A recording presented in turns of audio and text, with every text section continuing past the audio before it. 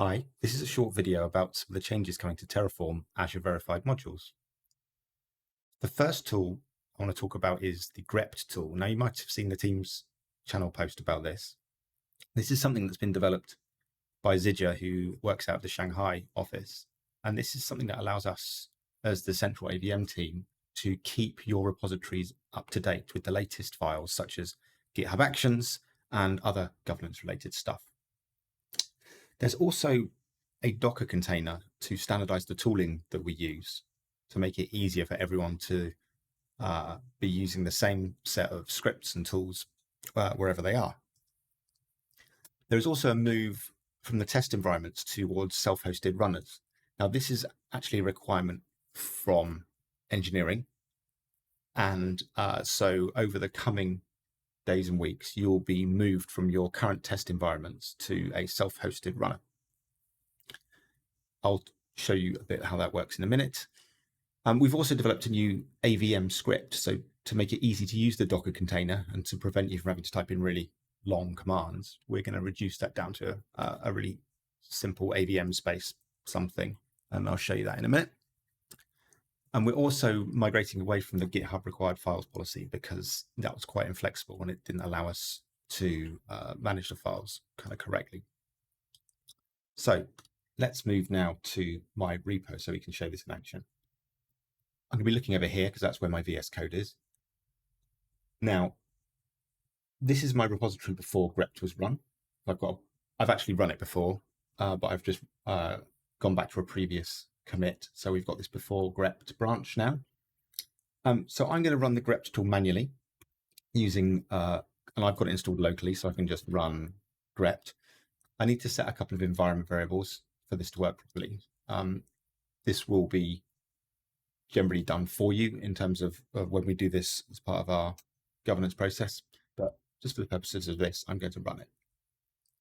So that's going to go and do a load of stuff based on a rule base that we've got stored in a Git repository. So that's done it now. So you can see there are 11 changes. Let's have a look at what those are. The first of all is the AVM required files policy. That's technically been removed now. So we've just removed all of the files that we were trying to govern using that. The reason we've done so is that it doesn't track changes to those files. It only puts the file there once. If there's any updates to the file in the content link, then it doesn't do another PR. So that didn't meet our requirements.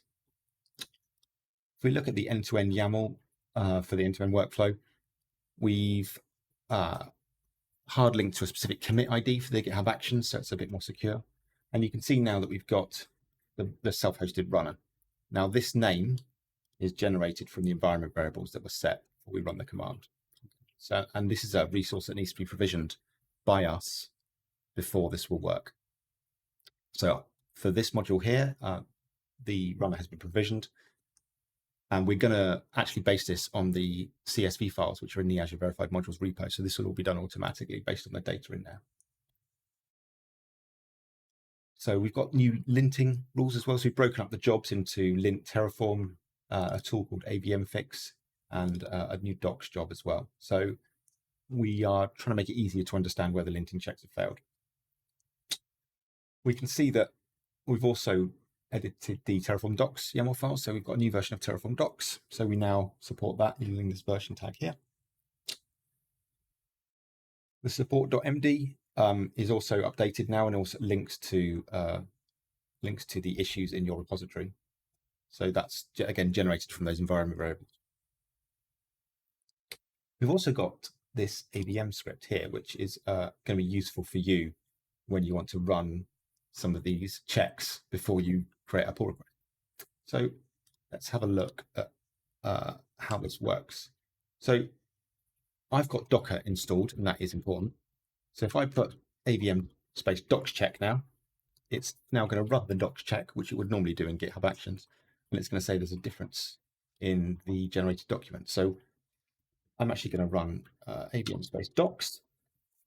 That's going to generate the documentation for me. So before you might have run make space docs, but this you run AVM space docs, and it will generate the documentation for you. And when you run docs check again, that's now fine. It's not complaining.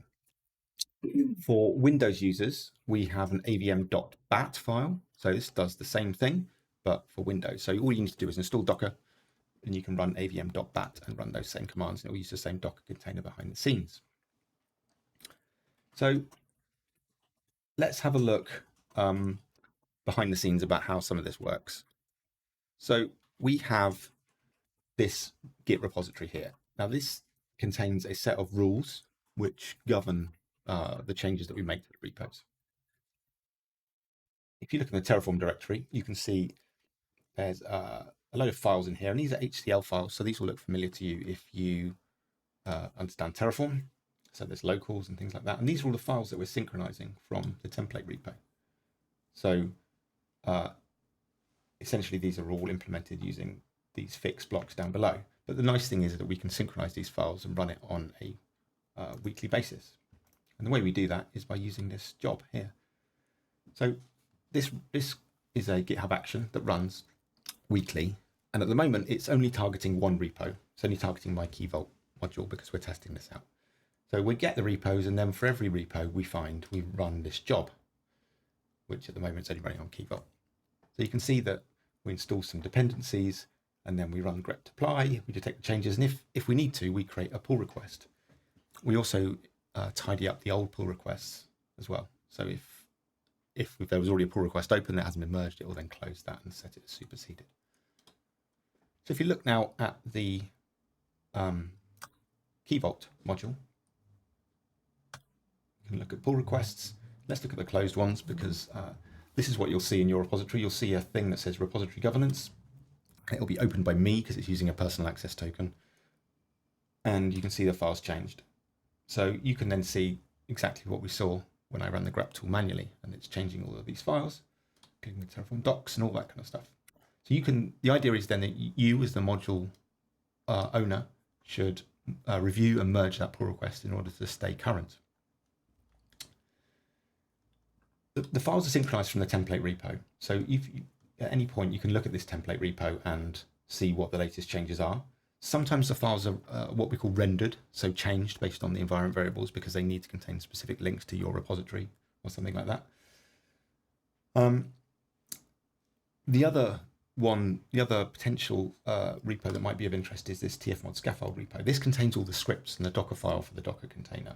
And the AVM script that we have created reads this make file here. So when I said AVM space docs, the reason it knew what to do was because in here somewhere there's a docs target, which we can, yeah, there it is, docs target, which then we can use.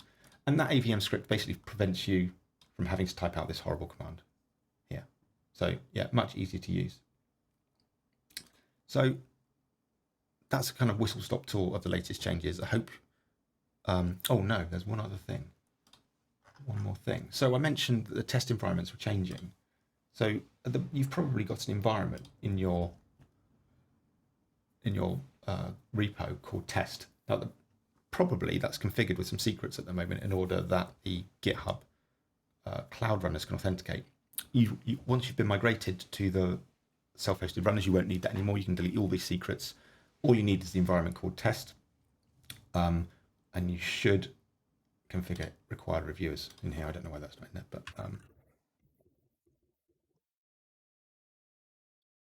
you should allow that to set that for review, so that once a pull request is raised, it won't just run the tests until you approve them. Just saves errors if the third parties submit pull requests to your repo, which may be malicious. So yeah, that's it. So thanks for listening. I hope you find these changes useful. We're going to roll them out gradually over the coming weeks. Please don't run grep manually until you've confirmed that your 1ES runner pool has been provisioned. And if you've got any questions, reach out to me, or preferably via the Teams channel, and just tag the people in there. Thanks very much.